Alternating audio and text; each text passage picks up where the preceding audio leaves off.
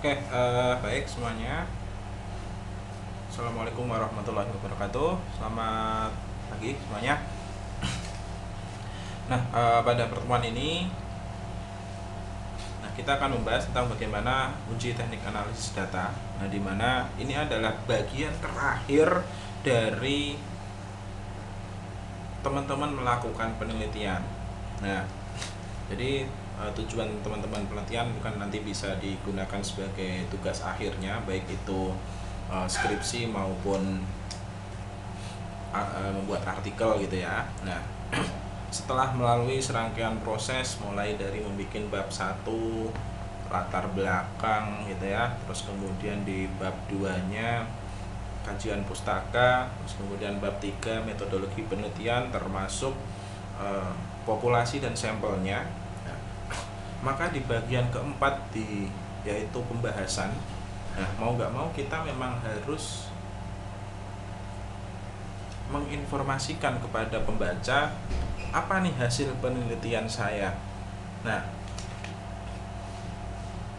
hasil penelitian yang kita lakukan itu nanti diolah dengan aplikasi. Nah, untuk level S1 biasanya menggunakan SPSS, atau kalau pengen menggunakan aplikasi lain ada banyak ya, ada Evius, ada Amos ya, ada PLS ya, macam-macam ya. Namun yang familiar digunakan untuk level S1 itu SPSS. Karena apa? Karena ini memang cukup mudah ya, dan bisa dibilang simpel ya, sekali klik itu langsung udah selesai semua. Nah, nah, namun sebelum masuk ke bagaimana kita menganalisis data, nah kita harus mempersiapkan dulu ya, apa yang memang harus ada sebelum kita menganalisis data. Yang pertama adalah jelas kalau kita melakukan penelitian primer gitu ya, ada data kita primer didapatkan dari kuesioner. Nah, maka pastikan kuesionernya ada dulu dan semuanya udah terisi oleh sampel yang kita sasar sebagai penelitian. Nah, kemudian katakanlah sampelnya ketemu berapa nih? Sampelnya setelah dihitung di bab 3 kan dihitung ya, kemarin menggunakan rumus Lovin atau menggunakan cara hitung yang lain ya, yang sesuai dengan akademis ya. Mungkin ada yang dapat 100, ada yang dapat 200 dan sebagainya. Nah, setelah dihitung ketemu sampel, nah kita sebar dulu ya, kemarin katakanlah sebanyak 20% ya, katakanlah 20 kuesioner kita sebar untuk menguji validitas dan reliabilitasnya. Nah, kemarin juga sudah kita pelajari bagaimana menghitung reliabilitas dan validitasnya. Nah, setelah terhitung valid semuanya ya, jadi item-item pertanyaannya valid ya, maka kita bisa melanjutkan penelitian kita bisa melanjutkan menyebar kuesioner ke sisanya. Jadi yang 20 dipakai lagi boleh sebagai data penelitian kita. Nah, atau kalau mau mengulang juga boleh-boleh aja, kan sudah valid.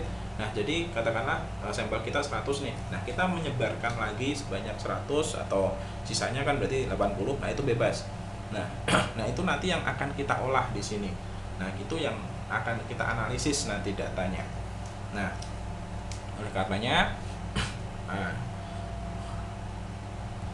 kuesionernya harus valid dan reliable dulu tadi ya. Nah, setelah itu kita sebar. Nah, kita nanti akan mendapatkan feedback berupa kuesioner fisiknya.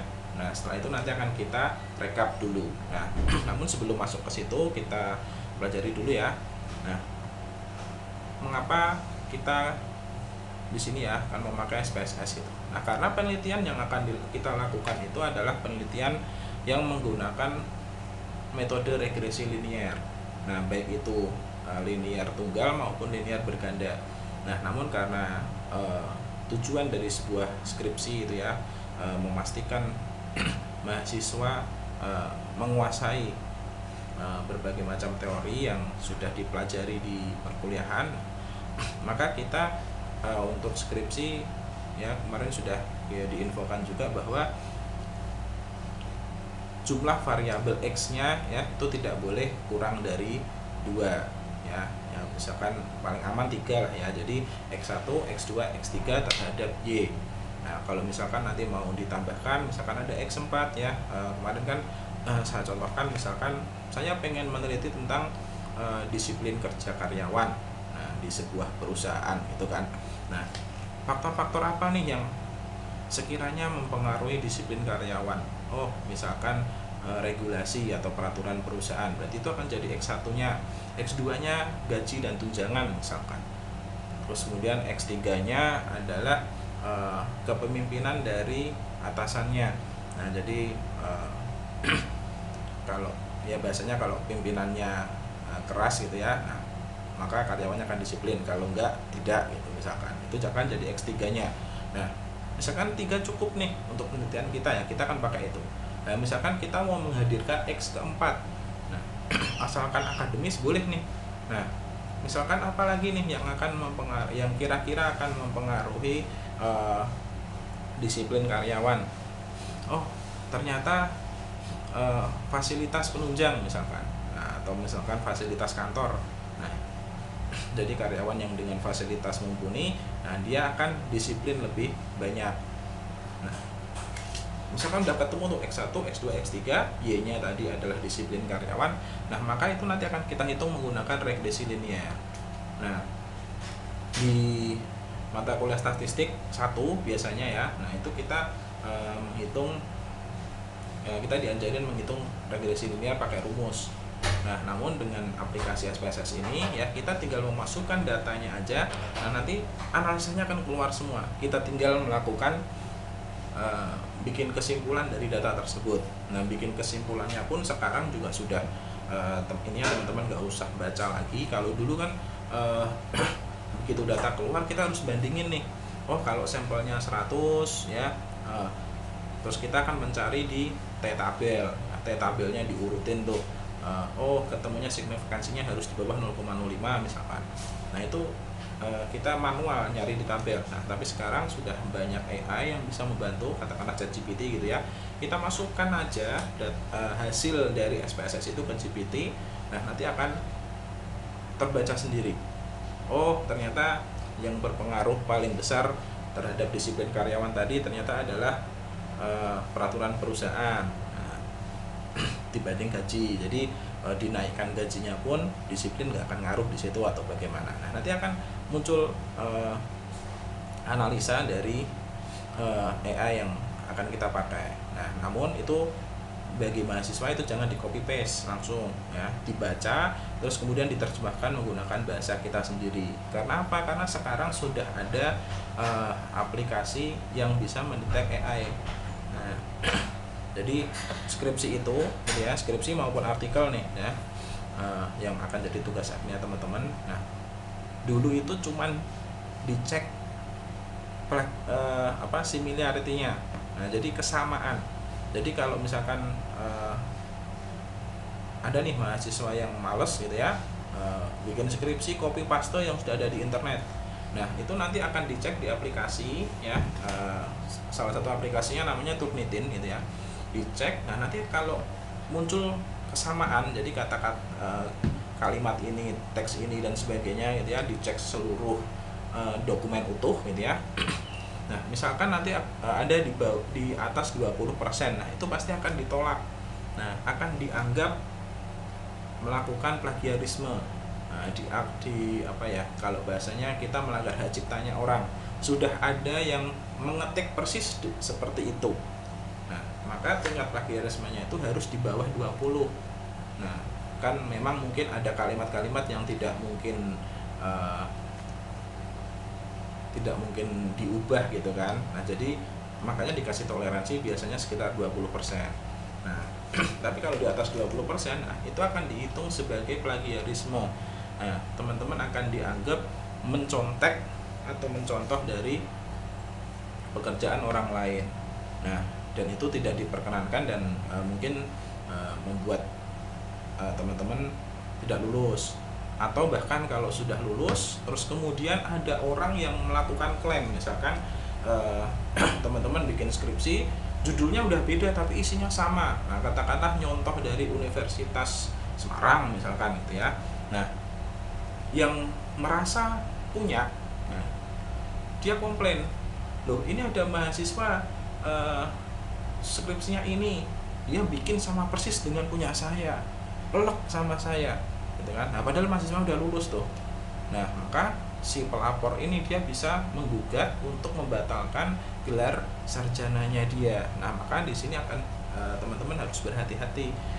Jangan sampai kalau misalkan oke lah nyontek gitu kan. Nah nyontek itu untuk dibaca kemudian diterjemahkan dengan bahasa kita sendiri. Nah tidak asal di blog copy terus kemudian paste gitu, tidak. Nah itu pasti akan kedeteksi similarnya tinggi. Nah namun sekarang ya teknologi AI juga sudah begitu mudah ya. Teman-teman mau minta apa gitu ya, bikinin buatkan saya skripsi dari bab 1 sampai bab 5 selesai gitu kan. Nah di AI keluar tuh, mau minta berapa halaman, katakanlah buatkan saya skripsi 100 halaman gitu kan. Nah AI teman-teman suruh apapun ya pasti akan jalan-jalan aja gitu ya. Mau minta 10 halaman, 20 halaman, 100 halaman akan jadi itu. Nah namun sekarang sudah ada deteksi AI juga ya. Nah jadi nanti di tugas akhirnya teman-teman, baik itu skripsi maupun di artikel gitu ya, nah tingkat keterlibatan AI itu nanti juga akan ada batasnya. Nah kalau tidak salah kemarin peraturannya di 35% ya. Jadi kalau 35% dari keseluruhan teks yang teman-teman buat gitu ya, nah itu adalah generasi AI ya, hasil generate dari AI ya, maka itu juga sama akan membatalkan atau tidak mengesahkan tugas akhir yang teman-teman buat. Nah maka di sini juga hati-hati, AI dipakai boleh ya, tapi fungsinya adalah untuk memahami AI nulis apa sih, oh seperti itu gitu kan. Nah kemudian terjemahkan, ketik sendiri dengan bahasanya teman-teman. Nah kalau teman-teman malas ngetik ya, sekarang juga sudah ada fitur voice to text gitu ya. Nah teman-teman kepikiran apa diomongin, nanti teksnya muncul di layar. Nah itu juga bisa teman-teman pakai kalau misalkan malas ngetik pakai keyboard gitu kan. Oke, itu sekelumit beberapa tentang tugas akhir nanti ya. Dan materi ini adalah salah satu bagian dari itu semua, yaitu menganalisis data yang sudah ada ya. Ya, dalam proses pengolahan data regresi linear berganda ya menggunakan perangkat lunak SPSS terdapat 5 tahapan. Nah, tahapannya apa? Kita mempersiapkan datanya, kemudian estimasi model, pengujian asumsi klasik ya, kemudian menguji kelayakan dan interpretasi. Nah, jadi SPSS-nya kita akan main di sini nih nanti. Nah, menguji asumsi klasik dan menguji modelnya. Model itu apa? Ya tadi kita menghubungkan X1 ke Y, X2 ke Y, X3 ke Y, dan X4 ke Y misalkan sampai 4. Nah, asumsi klasik ini dia menguji, nanti ada di bawah. Nah, oke, yang pertama persiapan data ya. Nah, kita coba satu persatu dulu ya.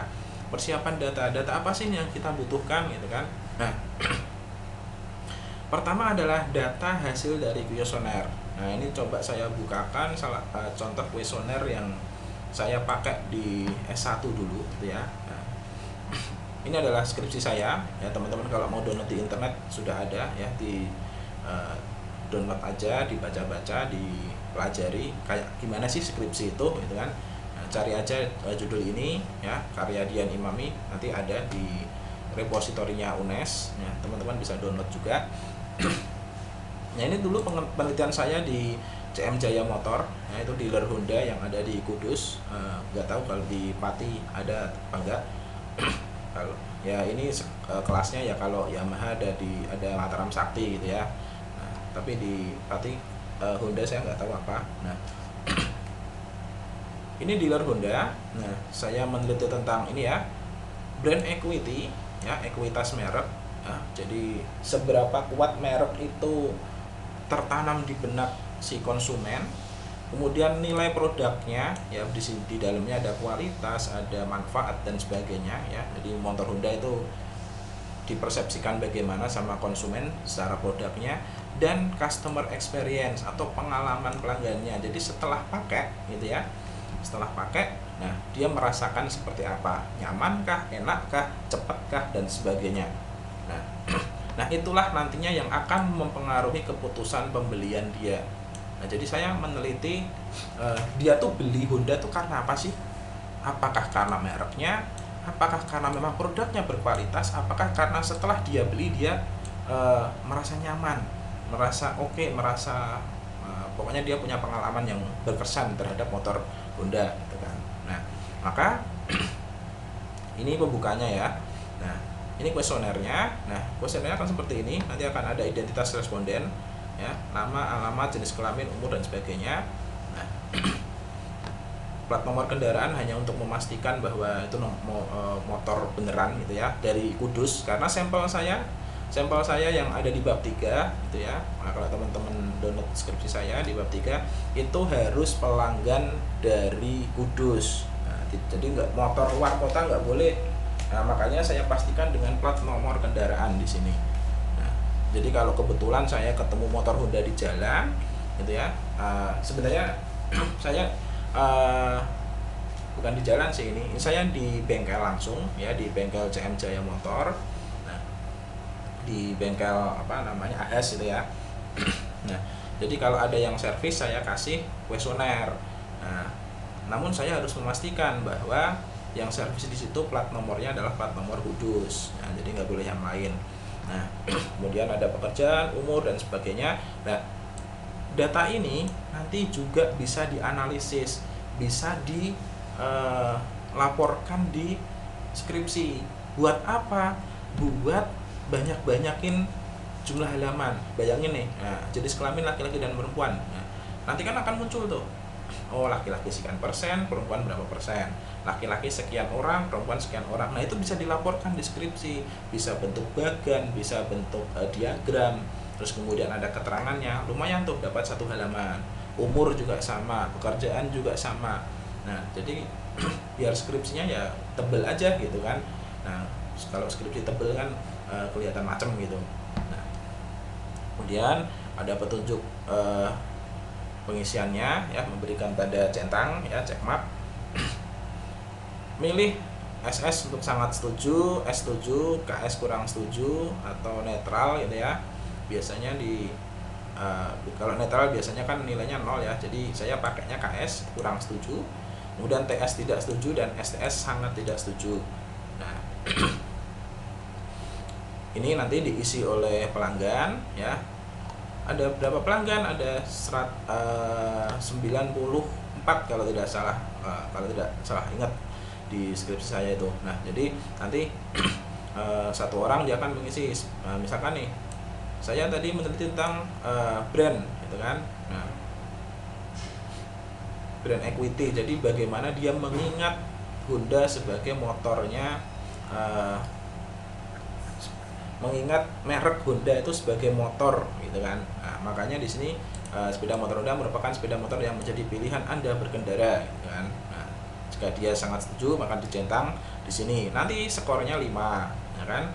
Nah, ini 5 4 3 2 1. Nah, kemudian ketika Anda mendengar kata sepeda motor, maka Anda akan teringat dengan sepeda motor merek Honda. Nah, jadi kalau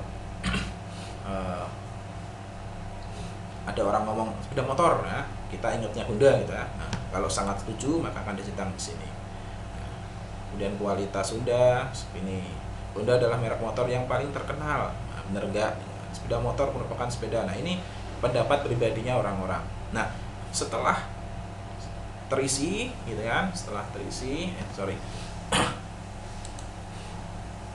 sudah terkumpul sebanyak sampel kita di bab 3, katakanlah 94 tadi punya saya, atau 100 gitu ya. Nah, biasanya saya nyebarnya 120 karena apa? Nanti akan saya pilih kuesioner yang datanya bagus. Nah, kadang kan ada orang ngisinya ngawur, nah, diisi 5 semua, diisi 1 semua, pokoknya formalitas gitu kan. Nah, tapi kalau kita rekap data-data yang seperti itu, nanti penelitian kita datanya jadi nggak valid. Nah, diuji validitas, diuji realitas nggak valid gitu kan. Terus kemudian nanti ada uji asumsi klasiknya juga, datanya jadi nggak bagus gitu kan. Nah, bahkan tertolak. Nah, itu berbahaya sekali gitu kan. Nah, maka saya nyebar 120. Nah, yang saya gunakan ya, atau saya olah gitu ya, itu sesuai dengan jumlah sampel saya. Nah, setelah kita sebar angketnya, angket kembali ke kita rekap. Nah, maka nanti akan muncul rekapan seperti ini. Nah, coba teman-teman lihat ya. Nah, ini kode angketnya AP01, berarti angket penelitian 01. Nah, orang pertama misalkan ya.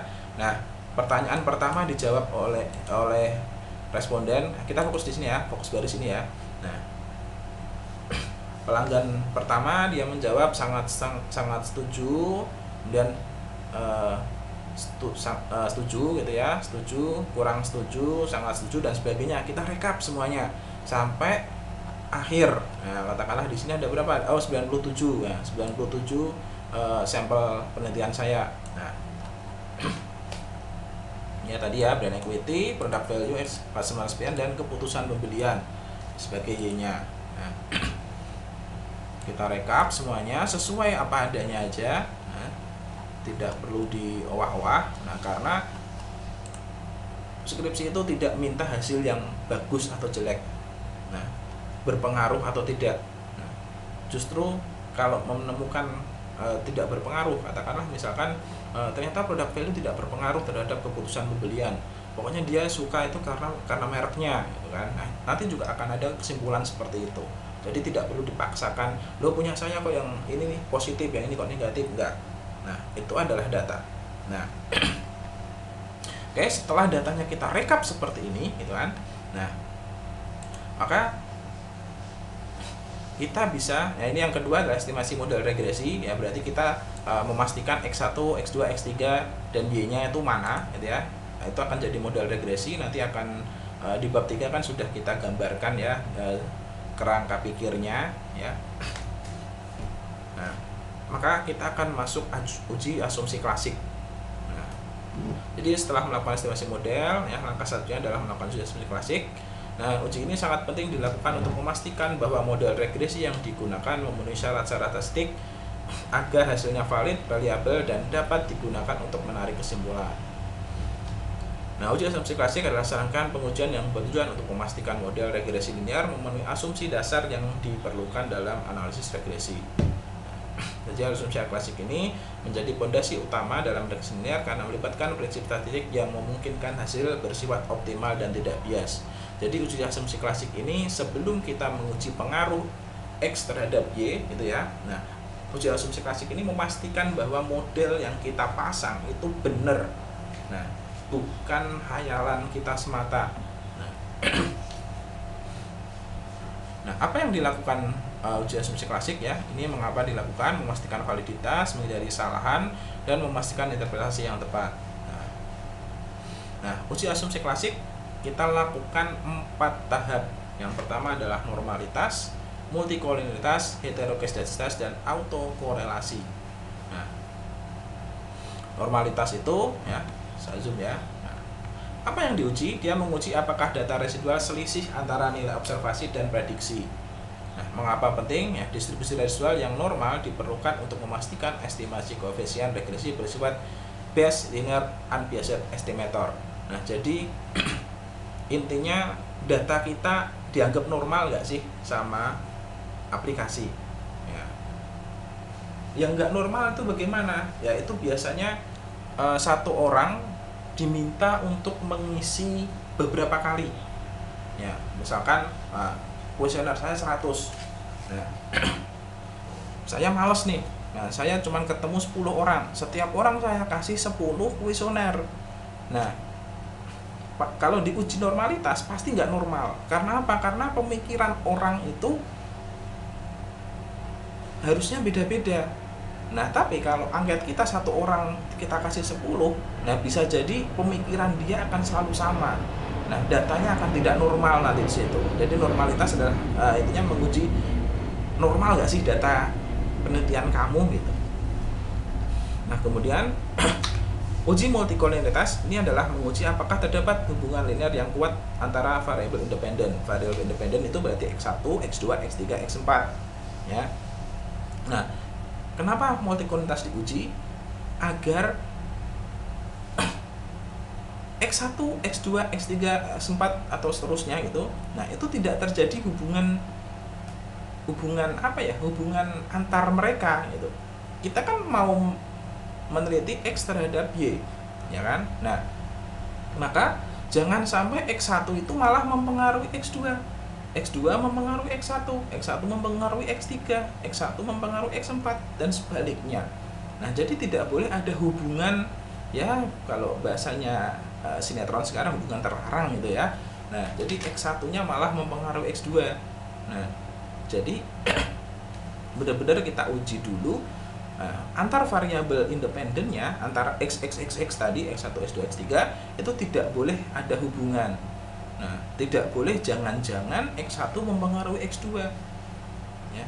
Karena yang kita uji adalah X1 terhadap Y. Nah, maka kita uji multikolinialitasnya.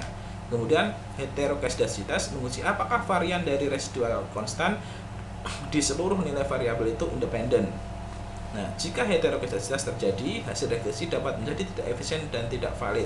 Nah, uji heteroskedasitas memastikan bahwa X ini adalah faktor yang mempengaruhi, bukan dipengaruhi. Nah, jadi X1-nya terhadap Y. Y-nya nggak boleh bendal lagi ke X. Jadi nggak boleh ada, misalkan kesimpulannya adalah X1 mempengaruhi Y. Nah, misalkan disiplin kerja, misalkan regulasi perusahaan mempengaruhi disiplin kerja. Nah, tidak boleh disiplin kerja mempengaruhi regulasi. Nah, jadi tidak boleh ada ya pokoknya hubungan yang bendal di situ. Jadi X-nya menuju Y, arahnya ke kanan terus, tidak boleh balik lagi ke kiri. Itu heteroskedasitas. Kemudian autokorelasi menguji apakah terdapat hubungan antar residual pada observasi yang berurutan. Autokorelasi dapat menyebabkan estimasi regresi tidak efisien. Nah, ini kalau multikolinialitas tadi adalah apakah dia saling terhubung, sedangkan kalau autokorelasi sebenarnya X1 dan X2-nya itu barang yang sama nggak sih, gitu kan? Jangan-jangan itu barang yang sama. Misal, yang saya teliti adalah pengaruh X1-nya adalah gaji, X2-nya tunjangan terhadap disiplin kerja. Nah, sekilas pengertiannya beda. Gaji adalah bayaran bulanan kita, kan? Nah, tunjangan adalah tambahan dari gaji kita. Nah, bisa jadi X1 dan X2-nya secara teori beda, pengertiannya beda. Hampir mirip pun sebenarnya tetap boleh. X1 X2-nya hampir mirip boleh. Jadi kalau gaji dan tunjangan itu kan hampir mirip tuh. Intinya barangnya berupa duit gitu kan. Nah, diteliti bareng boleh. Nah, tapi ketika kita mengajukan kuesioner, kalimat-kalimat pernyataan ini ya. Nah, jangan sampai ketika kita menanyakan soal gaji gitu ya.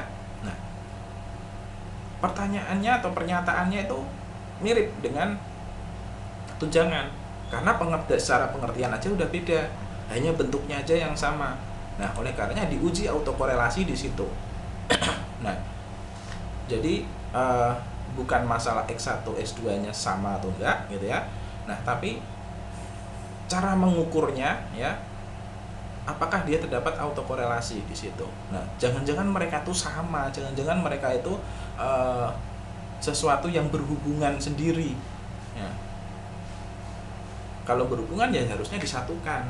Oh, misalkan X1-nya adalah gaji dan tunjangan, misalkan seperti itu. Nah, kalaupun mau dipisah ya berarti kita harus benar-benar memisahkan pernyataannya. Jangan sampai sama, membuat orang bias, membuat orang bingung sehingga jawabannya saya samakan dengan yang atas gitu misalkan. katakanlah pertanyaan soal gaji nomor 1 dan 2. Nah, kemudian pertanyaan soal tunjangan nomor 7 dan 8 misalkan. Nah, setelah dia menjawab gaji di atas gitu kan. Nah, ketika dia baca kan nomor 1 dan 2 tadi ya, dia udah dijawab gitu kan. Nah, kemudian ketika dia sampai di nomor 7 dan 8, nah dia merasa loh, pertanyaan ini sama dengan yang di atas, ya udah saya jawab sama ah. Nah, itu pasti akan terjadi auto korelasi. Jadi bukan masalah antara tadi ya, apa variabelnya mirip-mirip, asal dia teorinya beda, konsepnya beda, itu diperbolehkan. Hanya ketika kita menguji tidak boleh terjadi auto korelasi. Nah, bagaimana mengujinya? Nah, yang pertama adalah uji normalitas. Nah, ini ada langkah-langkahnya, berikut dengan screenshotnya, teman-teman nanti bisa praktekin. Nah, tapi ini juga saya akan langsung praktekkan. Nah, pertama yang kita lakukan, nah kita masuk ke data benar ini ya, datanya dulu. Nah, ini data dari kolom ini sampai ini gitu ya, itu adalah data mentah ya. Nah, maka kita rekap dulu ya, katakanlah di sini kita buat X1, kita buat X2, kita buat X3 gitu ya, dan kita buat Y di sini. Nah, biar urut, biar gampang. Nah, gini misalkan kita kasih kotak.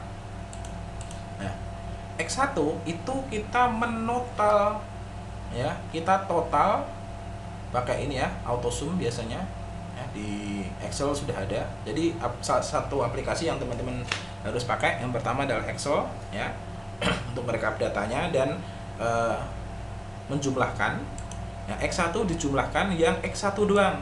Nah, ini misalkan X1 kan sampai kolom C ini ya. Nah, kalau sudah enter. Nah, jadi ini sampai sini jumlahnya 35. Kemudian X2 sama kita lakukan, X2 berarti dari kolom K sampai kolom T gitu ya. Kita jumlah. Oke. Kita lakukan yang sama untuk X3. Dan kita lakukan juga untuk Y. Nah, jadi kalau udah sampai sini yang kita butuhkan totalnya. Beda ya kalau di uji validitas dan reliabilitas kemarin, benar-benar data ini ya, benar-benar data per pertanyaan ya, tidak ditotal, memang kayak gini gitu ya. Ya, tapi kalau di regresi ya, mulai uji asumsi klasiknya kita pakai total. Nah, kita total, ini kan baru angkat pertama ya.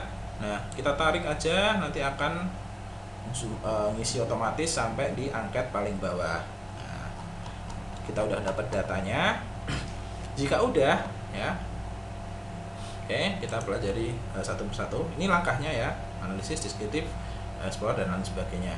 Nah, pertama kita siapkan dulu, kita masukkan data dulu ya.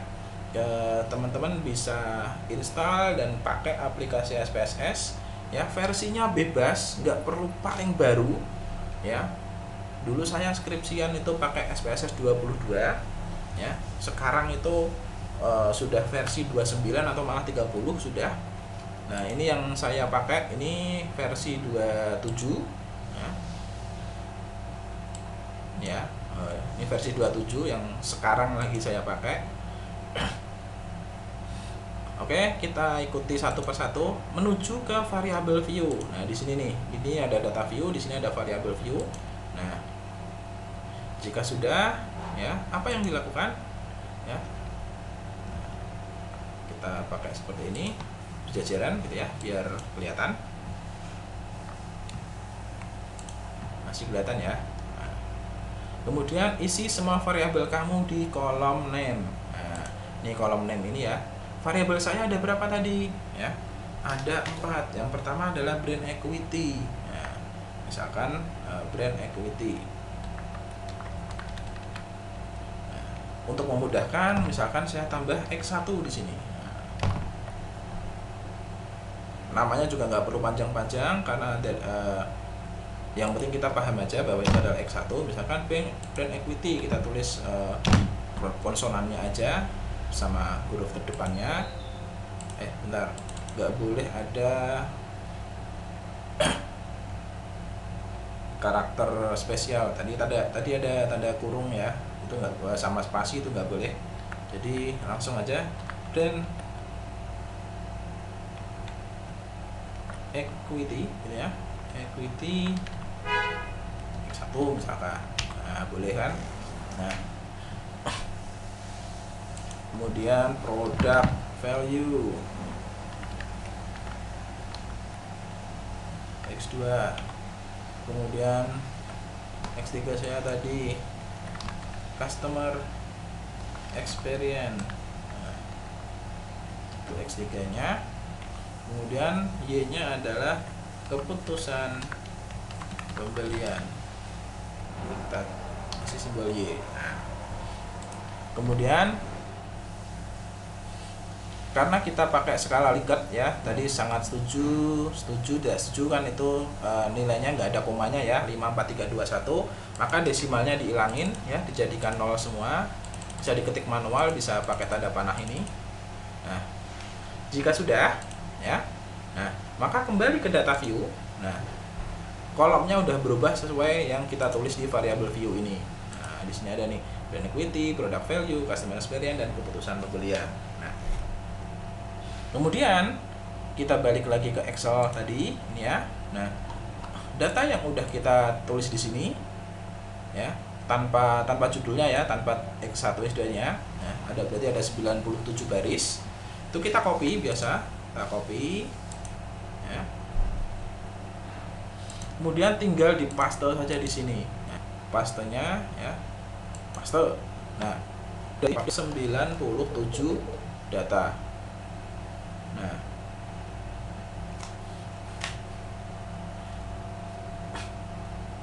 jika sudah sampai sini, gitu ya. Nah, maka kita bisa mulai uji normalitasnya. Nah, ini kita baru masukin data ya, kita baru masukin data ke SPSS-nya. Nah, sekarang kita uji normalitasnya. Caranya bagaimana? Ya, tadi di atas sudah diinfokan ya. Kita klik analyze, kemudian descriptive statistik, kemudian pilih explore. Nah, jadi pokoknya ikutin panduan yang ada di sini gitu ya. Nah, explore. Nah, kita masukkan ya dependent ya, dependentnya berarti Y ya, Y nya kita masukkan dependent ya. Kemudian cukup itu saja kan, yang dimasukkan dependent listnya Y gitu ya. Nah, maka akan dianggap yang sisanya adalah independent. Oke. Habis itu kita masuk ke plot. Nah, di sini ada tombol plot di sini. Kemudian karena kita mau menguji normalitas, maka klik di sini normality plot ya. Nah, normality plot with test nya dicentang, kemudian klik continue biar balik lagi ke sini, kemudian di OK. Nah, tinggal di OK. Nah, kita tunggu sebentar, maka hasil akan keluar otomatis. Nah, oke. Nah, setelah hasilnya keluar, kan? Nah, pokoknya tunggu. Nah, cari tabel test of normality. Nah, mana nih? Tabel test of normality. Nah, oke, udah ketemu kan? Ini ya, test of normality, gitu kan? Nah, terus apa yang harus kita lakukan, gitu kan? Oh, teman.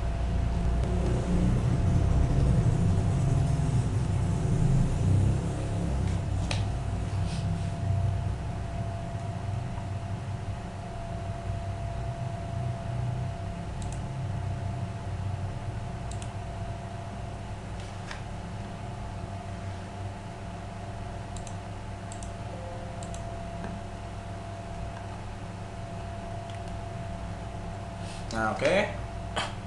Nah, sekarang semua datanya udah masuk ke sini. Nah, sekarang kita lakukan uji normalitas. Nah, uji normalitas ya, seperti di atas tadi udah kita infokan ya. Kita bisa lakukan dengan analyze ya. Kemudian descriptive statistik, kemudian pilih explore. Nah, pokoknya tinggal ngikutin Pokoknya tinggal ngikutin ini aja ya.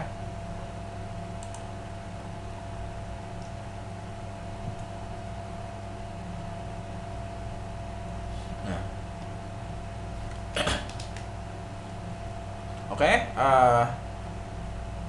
datanya sudah masuk sini semua ya, 97 baris ya. Maka kita bisa lakukan uji normalitas. Nah, caranya bagaimana ya? Tadi di atas juga sudah diinfokan. Klik analyze, deskriptif statistik, dan lalu explore. Ini ya, analyze ada di menu paling atas, kemudian deskriptif statistik, kemudian explore. Nah, kemudian ya, awalnya seperti ini dulu ya. Nah, kemudian harus lebih dari 0,05 agar bisa disebut normal.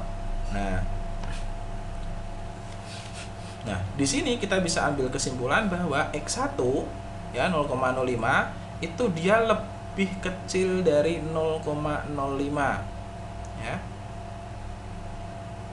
Nah, maka X1 bisa dianggap tidak normal. X2-nya udah besar ya, lebih besar, normal. X3-nya normal ya. Y-nya juga sudah di atas 0,05, 0,021 ya. Ini salah ketik saya. Nah, udah 0,021, udah di atas 0,05. Masih di bawah ya. 0,021. Oh bener. Nah, 0,021 ya, berarti dia masih di bawah 0,05. Nah, maka di sini ada dua yang tidak normal ya. Nah, X1 dan Y. Nah, dia tidak normal nih, X1 dan X dan Y-nya di bawah normal, maka disimpulkan tidak berdistribusi normal. Nah, maka bisa dilakukan cara keduanya. Nah, cara keduanya bagaimana? Ya. Nah, kita bisa lakukan ini ya, analyze. Nah, kita langsung ke gambar aja ya biar gampang ya.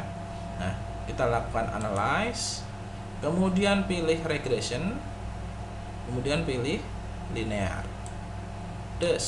Nah, di sini pindahkan variabel Y ke dependent ya, Y-nya Y ke dependent.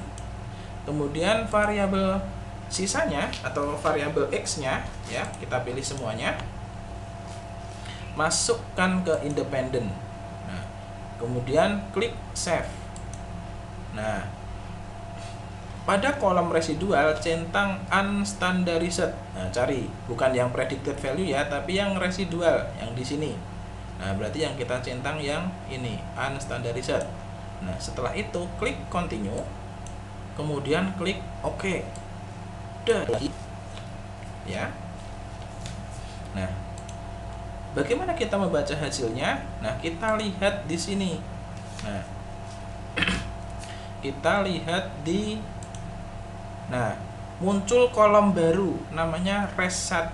Nah, karena ini adalah residual yang kita cari tadi. Nah, fungsinya buat apa? Nah, kita lihat berikutnya ya. Kita lakukan analyze non parametric test ya. Nah, di sini analyze ya, kemudian non parametric test ini ya. Kemudian legacy dialog ya. Kemudian mana tadi? Legacy dialog, kemudian cari one sample key S yang ini. Nah, setelah itu masukkan hasil kolom yang baru ya, unstandarized residual tadi ke test variable list. Ya, masukkan ke sini. Kemudian klik OK. Nah, tunggu sampai hasilnya keluar. Ya. Nah, maka kita tinggal mencari n-par testnya. Nah, ini ya, kolomnya one sample congrugraph. Nah, ini paling atas, udah langsung ketemu. Nah, bagaimana kita membacanya ya? Di sini ya, berdasarkan hasil analisis ya. Mana? Ini ya. Asimnya, mana asimnya? Asimnya yang ini ya, asim. Asimnya 200, 0,200. Nah, ya, asim ya. Nah, Berdasarkan hasil analisis tersebut, nilai signifikansinya 0,200, yaitu lebih dari 0,05. Maka disebutkan data berdistribusi normal. Nah, namun kalau sampai cara kedua ini masih belum normal, ya maka data tersebut tetap dianggap tidak normal dan harus dilakukan penelitian ulang atau sebar angket ulang. Nah, N-par test ini atau one sample congruent graph ini, ya, untuk mencari asim signifikansi total, ya, yang hasilnya 200 ini menguji secara bersama-sama variabel X1, X2, X3 dan Y-nya. Nah, jadi secara bersama-sama dia dianggap signifikan. Nah, kalau yang pertama tadi yang ini gitu kan. Nah, ini kan diuji secara terpisah. Apakah pertanyaan-pertanyaan di brand equity itu signifikan? Oh, ternyata tidak. Product value signifikan, customer experience signifikan, keputusan pembelian tidak signifikan gitu kan. Yang ini tadi ya. Nah, maka kalau diuji secara terpisah tidak normal, maka uji langsung secara bersama-sama, ya, menggunakan N-par test namanya tadi, ya, non parametric test, ya, ini tadi ya, non parametric test, ya, N-par test. Nah, hasilnya dilihat dari asim signifikansi total. Nah, kalau udah di atas 0,05 maka secara bersama-sama mereka signifikan, boleh dipakai. Berarti datanya berdistribusi normal. Data tersebut sudah dianggap diisi oleh orang-orang yang berbeda tadi ya. Nah, sekarang uji asumsi klasik yang kedua adalah uji heteroskedasititas, ya. Nah, langsung aja kita lakukan, ya, sesuai tunjuk, analyze, regression, linear, analyze, regression, linear. Nah, karena tadi kita udah memasukkan, ya, berarti sudah otomatis ya, dependennya Y, terus kemudian independennya X1, X2, X3 udah masuk ke sini semua. Nah, kemudian karena kita menguji heteroskedasitas, kita klik plot yang ada di sini, plots ini ya. Nah, kemudian ini hati-hati bahasanya asing, ya. Masukkan zpred, ya, zpred pada kotak X, ya. Nih zpred ya, yang ini ya, zpred masukkan ke X, jangan salah ya. Kemudian srecit, ya, ke Y, srecit yang ini ya ke Y. Nah, oke, jika sudah tinggal klik continue, kemudian klik OK. Nah, di sini yang akan kita cari adalah gambar scatter plot. Nah, kita lihat gambar scatter plotnya. Kita cari mana tadi? Ini ya. Nah, ini dia. Ini adalah hasil scatter plotnya kita. Nah, bagaimana kita membacanya? Ya, diagram kayak gini gimana nih bacanya gitu kan? Nah, teman-teman bisa lihat cara membacanya di sini ya. Nah, berdasarkan hasil dari hasil grafik tersebut, ya, menunjukkan terdapat pola yang tidak jelas. Nah, ini menunjukkan bahwa ya pokoknya tersebar dia. Nah, ini menunjukkan tidak terjadi heteroskedasitas. Nah, jadi terjadi heteroskedasitas itu kalau titik-titik ini ada polanya tertentu, entah melengkung kayak gini, kayak kurva gitu ya, garis lurus atau bagaimana. Nah, tapi karena dia tersebar acak seperti ini, nah dia dianggap lolos heteroskedasitas. Nah, jadi aman. Lanjut ke pengujian berikutnya, yaitu uji multikoliniaritas. Nah, ini tadi ya, menguji apakah ternyata X1 apakah mempengaruhi X2 gitu ya, apakah dia punya hubungan terlarang tadi. Nah, kita cek ya, analysis ya, regression, linear ya. Ini tadi biar restnya tidak semakin tambah, ya. Kita matikan dulu yang tadi kan kita mengaktifkan ini ya, residual ini ya, kita matikan lagi, kita matikan aja agar tidak semakin bertambah banyak gitu ya. Nah, oke, kita uji multi-call ya, masukkan Y ke dependent sudah, masukkan X ke independent sudah gitu ya. Nah, kemudian kita pilih statistik yang ada di sini. Nah, ya, pilih statistik. Nah, statistik. Kemudian ya, karena kita mau mengecek kolinearitas, nah di sini klik Collinearity Diagnosis. Jadi kita akan mendiagnosis kolinearitasnya atau dia saling terhubung nggak sih, gitu kan? Nah, ini centang, kemudian continue, kemudian di OK. Terus tunggu lagi di sini, ya. Nah, kita cari tabel koefisien di bagian kolom collinearity statistik. Ya, biasanya kodenya adalah VF ini ya. Nah, tolerance dan VF. Nah, kita lihat di output ya. Mana tadi? Nah, ini ya. Tabel koefisien di bagian tolerance dan VF. Nah, bagaimana cara membacanya, gitu kan? Nah, bandingkan nilainya dengan dasar pengambilan keputusan. Nah, dia dianggap tidak terjadi multi-call, ya, tidak terjadi hubungan terlarang tadi antara X1, X2 dan X3 gitu ya. Nah, jika nilai toleransinya di atas 100, 0,100 ya, bukan 100 ya. Nah, 0,100. Nah, kita lihat. Nah, brand equity 0,687 aman ya, karena di atas 0,1. Product value-nya 0,403, ini juga aman. Customer experience-nya 373 aman. Nah, terus kemudian nilai VIF-nya di bawah 10. Oke, 1, 2, aman juga. Nah, jadi dapat disimpulkan bahwa X1, X2, X3-nya tidak terjadi multicollinearitas. Mereka tidak saling terhubung. Aman berarti, kan ya. Setelah pengujian ketiga aman, kita masuk ke uji autokorelasi. Nah, oke, caranya masih sama. Ya, ini kalau nggak kepakai bisa dihapus, ya, bisa di hide. Di variabel viru aja dihapus di sini ya. Nah, ini bisa dihapus di sini, clear, kan udah nggak kepakai ya. Nah, kita uji autokorelasi, kita pakai analyze, regression, kemudian linear. Nah, kita ketemu ini lagi, tetap ya, Y dependent di Y di dependent, X-nya di independent semua, gitu ya.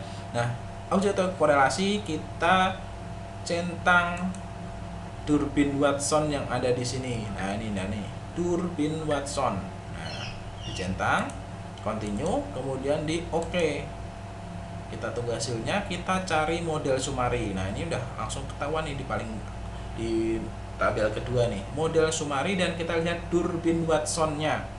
Nah, Durbin Watson-nya hasilnya berapa? 1,867. Nah, kita lihat bagaimana cara kita membacanya.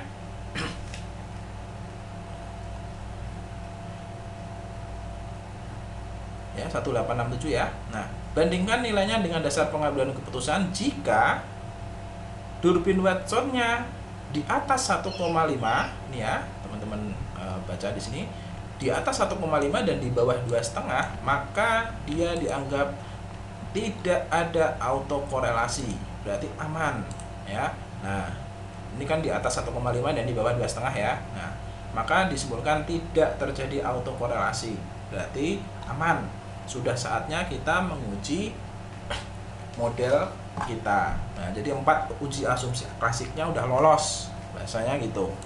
Nah, sekarang kita karena udah lolos uji asumsi klasik, sekarang tinggal saatnya kita menguji pengaruhnya tadi. Bener nggak sih ini X1 berpengaruh terhadap ini, terhadap Y, X2 berpengaruh terhadap Y. Nah, maka kita lakukan uji hipotesis ya. Dalam uji hipotesis kita lakukan beberapa pengujian juga, yaitu uji koefisien determinasi untuk menentukan seberapa besar pengaruhnya, ya. Nah, jadi koefisiennya seberapa besar sih pengaruhnya, itu uji determinasi. Itu juga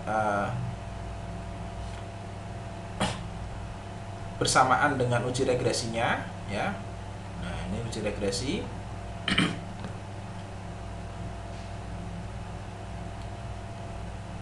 Ya, digunakan seberapa besar persentase variasi variabel dependen digunakan dalam model yang mau menjelaskan variabel dependen. Jadi dalam artian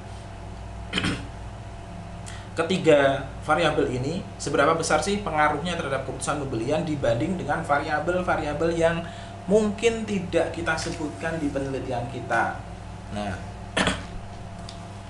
oke, kita satu-satu ya. Nah, uji koefisien determinasi, di mana kita mendapatkannya, ya. Tadi teman-teman sudah melakukan analysis regression linear kan sudah kita lakukan, ya, dan tidak ada settingan tambahan. Dengan kata lain, tadi sudah ada tuh tabelnya. Nah, tinggal cari model Sumari. Nah, kita lihat tuh.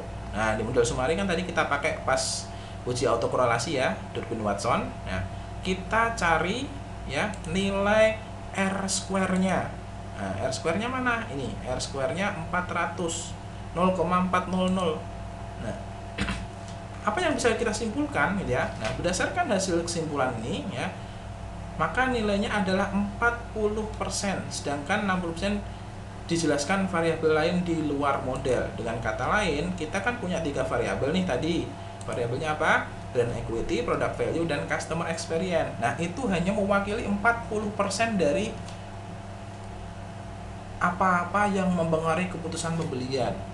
Nah, 60%-nya apa? 60%-nya adalah variabel lain yang tidak kita teliti. Oh, bisa jadi apa sih yang mempengaruhi orang buat beli? Promonya, oh iklannya, oh apanya. Nah, itu masuk ke 60%. Jadi penelitian kita, ya, penelitian saya ini terhadap motor Honda di Kudus, ya, itu 40% dipengaruhi oleh 3 variabel yang saya sebutkan ini. Nah, itu berdasarkan hasil penelitian saya itu.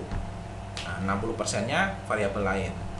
Nah, itu nanti juga bisa disimpulkan di dalam skripsi bahwa berdasarkan uji koefisien determinasi, gitu ya. Nah, maka 40% dari variabel-variabel yang mempengaruhi keputusan pembelian diwakili oleh 3 variabel yang saya usulkan. Nah, kemudian uji regresi linear berganda menguji seberapa kuat per variabel mempengaruhi Y-nya. Nah, seberapa kuat pengaruhnya kita lihat di koefisien. Ini juga sama, kita tidak perlu ada tambahan settingan, ya. Kita udah melakukannya, tinggal mencari tabel koefisien. Mana tabel koefisien? Nah, di sini nih. Nah, di sini muncul, ya. Yang kita pakai adalah tombol kolom B, ya. Nah, kolom B yang ini, ya. Nah, kolom B-nya mana? Nah, ini berarti konstan, ini berarti nilai konstannya. Kemudian brand equity mewakili 0,498, product value 0,124, dan customer experience 0,127. Nah, jadi untuk apa di situ, ya? Nah, kalau dibuat model itu akan jadi seperti ini. Jadi Y-nya sama dengan 14,433 ditambah 0,498X tambah 0,124 ditambah 0,127. Nah, X3. Nah, 14,433-nya ini adalah angka konstan, ya, angka konstan. Jadi cara membacanya ini, ya. Nah, misalkan ya variabel X1-nya, ya. Hasilnya berapa? 0,498. Nah, artinya jika ada kenaikan X1 sebesar 1 poin, ya, X1-nya apa? Brand equity, ya. Jika brand equity-nya naik 1 poin, maka Y-nya akan naik 0,498. Nah, itu cara membacanya. Jadi intinya kalau misalkan kesimpulan yang bisa disimpulkan di akhir, gitu ya. Nah, kalau si Honda meningkatkan brand equity-nya, maka memungkinkan 0,49 atau 49%, ya, 50% lah, ya, memungkinkan 50% orang untuk memutuskan membeli Honda. Nah, jadi harus dikuatkan brand equity-nya gitu. Nah, begitu juga yang lain. Nah, misalkan product value. Nah, jika kualitas sudah dinaikkan ya, nilai produknya dinaikkan ya, maka akan mempengaruhi sebesar 12% orang untuk membeli. Nah, dan lain dan seterusnya. Nah, jadi ketiga variabel disebutkan semua. Nah, kemudian uji simultan ya, itu kita melakukan pengujian secara bersama-sama variabel tersebut. Nah, jadi bahasanya 40% yang kita dapatkan tadi secara bersama-sama kan 40% tadi ya, mempengaruhi si Y. Nah, nilai besarnya itu berapa? Besarannya berapa tuh? Nah, intinya jika dia dinaikkan secara bersama-sama sebesar 1 poin, nah Y-nya akan bertambah berapa?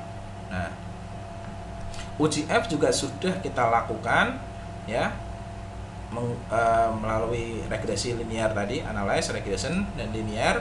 Kita tinggal mencari tabel yang namanya ANOVA. Mana ANOVA? Ya, ini dia, ini ANOVA, dan kolom yang kita pakai adalah F dan SIG ya.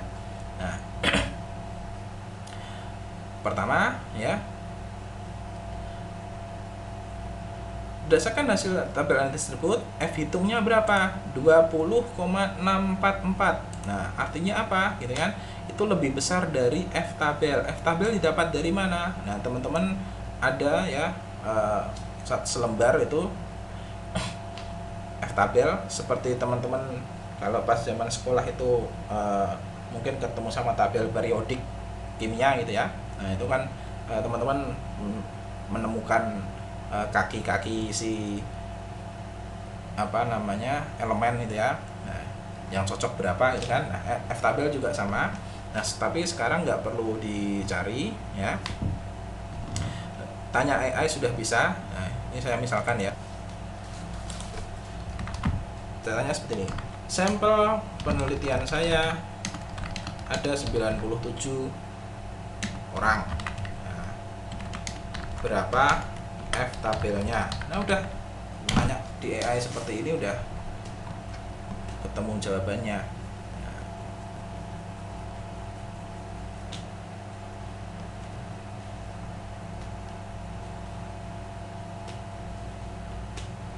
oh ya, selain orangnya, kita harus memasukkan tingkat kesalahannya. Nah, misalkan tingkat kesalahannya adalah 0,05 ya. Nah, 97 orang dan tingkat probabilitasnya 0,05 atau 5% gitu ya. Berapa F tabelnya? Nah, kita tanya di AI seperti ini, nanti udah muncul sendiri. Oh, F tabelnya sekian gitu kan. Nah, udah malah dikasih kasus nih. Maka F tabelnya 3,09. Nah, anggap aja seperti itu ya. Nah, oh di sini 2,70. Ya, pokoknya itu ya, sesuai dengan ini. Nah, jika nilai F yang ada di sini lebih besar dari F tabel, nah teman-teman ngikut ini aja ya. AI kan sudah paling terbaru ya. Berarti F tabelnya kalau sampelnya 97 berarti 3,09 kan. Nah, tapi tetap berarti 20,644 lebih besar dari 3,09. Jadi dianggap ya, dia secara simultan mempengaruhi, dan signifikansinya di bawah 0,05. Nah, karena tadi derajat kesalahan kita kan 0,05 ya. Nah, maka dapat disimpulkan ada pengaruh positif dan signifikan ya antara variabel X1, X2, X3 secara bersama-sama atau secara simultan terhadap Y. Nah, jadi secara bersama-sama dia berpengaruh gitu. Jadi ada pengaruh kalau dia bersama. Nah, soalnya nanti teman-teman mungkin akan mendapatkan kesimpulan X1-nya berpengaruh, X2-nya berpengaruh, X3-nya berpengaruh, tapi kalau bersama-sama tidak gitu. Nah, maka disampaikan sesuai dengan hasilnya. Nah, uji yang terakhir adalah uji parsial, yaitu menguji satu persatu seberapa besar pengaruh X terhadap Y-nya itu berpengaruh apa enggak gitu kan. Nah, itu namanya uji parsial. Itu juga sudah kita lakukan ya, kita tinggal baca dan cari koefisien. Nah, ini koefisien udah ketemu ya. Nah, fokus di kolom T dan sig. Ini ya, T dan sig. Nah,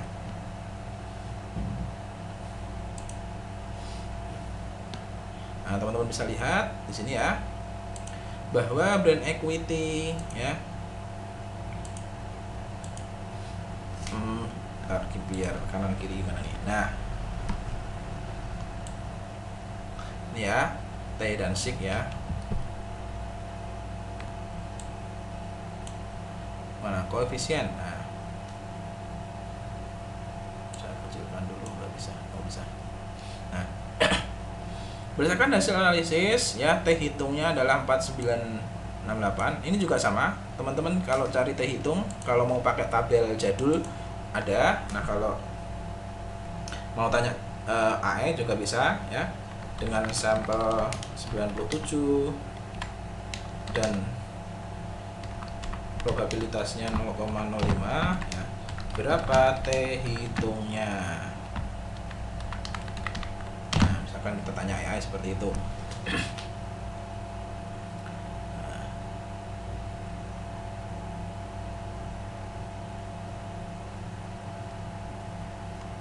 Nah, kita pakai T tabel satu arah, karena kita satu arah ya, X ke Y. Nah, kita pakainya berarti 1,660. Nah, selama dia lebih besar daripada 1,660, nah, maka dia dianggap berpengaruh. Nah, ini ya T-nya ya. Berapa tadi T-nya yang hasilnya yang punya kita gitu kan? T-nya di sini brand equity 4,968. Nah, dia lebih besar daripada berapa tadi? 1,660 ya. Oke. Kemudian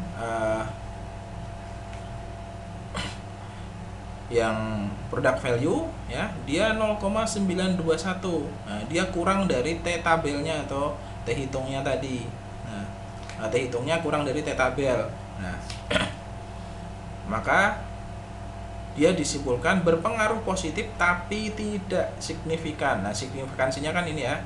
Nah, selama dia di atas 0,05 ya. Jadi teman-teman pokoknya nggak harus positif dan signifikan. Nah,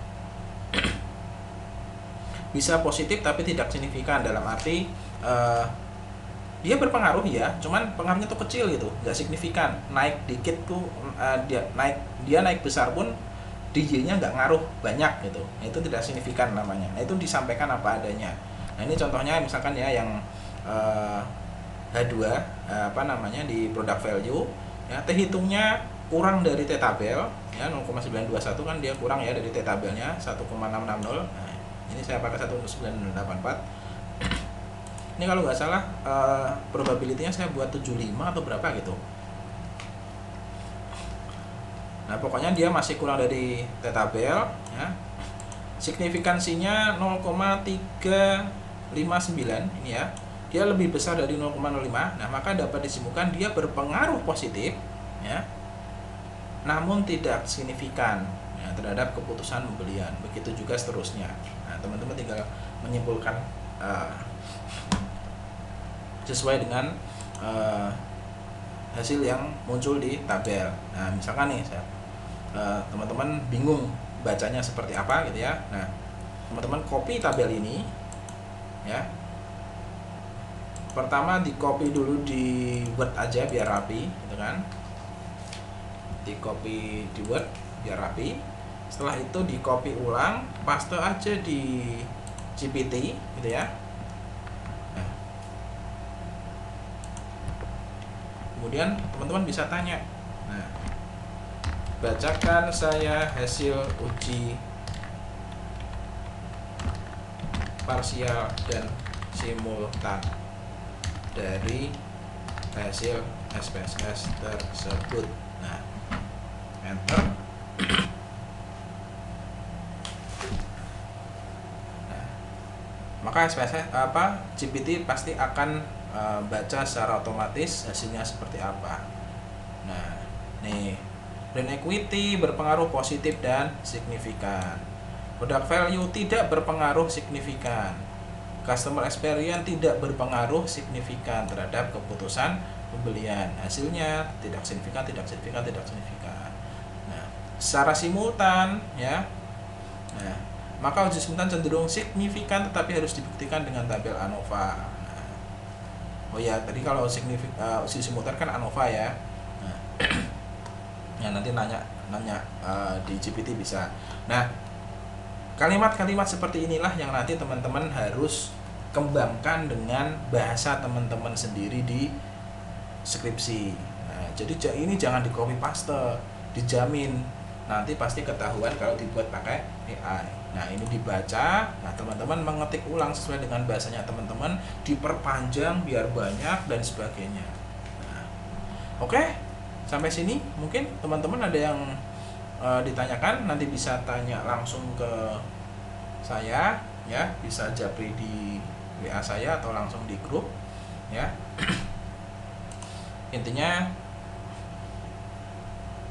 ada 4 uji asumsi klasik, ada 4 uji model atau uji regresinya ya, uji hipotesisnya ini ya, koefisien determinan, uji regresi, simultan dan parsial. Tapi biasanya parsial dulu, simultan belakangan. Nah ini dibolak-balik boleh sih, cuman kalau saya dulu parsial dulu baru uji simultan, nanti terserah. Jadi intinya skripsi itu melakukan 8 kali pengujian setelah dapat data. Nah, setelah datanya valid dan reliable. Jadi kalau digabung sama yang kemarin ya, harus valid dan reliable, harus melakukan 10 kali pengujian menggunakan SPSS. Kelihatan banyak tapi enggak ya. Tadi diuji diuji model ya, diuji hipotesis ini ya. Ini hasilnya udah keluar semua ketika kita uji asumsi klasik. Nah, jadi tinggal kopas aja tabelnya ya. Pokoknya tabelnya tinggal dikopas aja di GPT. Kamu minta seperti apa ya, tolong baca tabel ini gitu ya. Nah, nanti GPT akan bantuin bacanya bagaimana. Nah, tinggal teman-teman kembangkan sendiri bahasanya di skripsinya nanti. Baik, demikian materi tentang uji analisis data ya.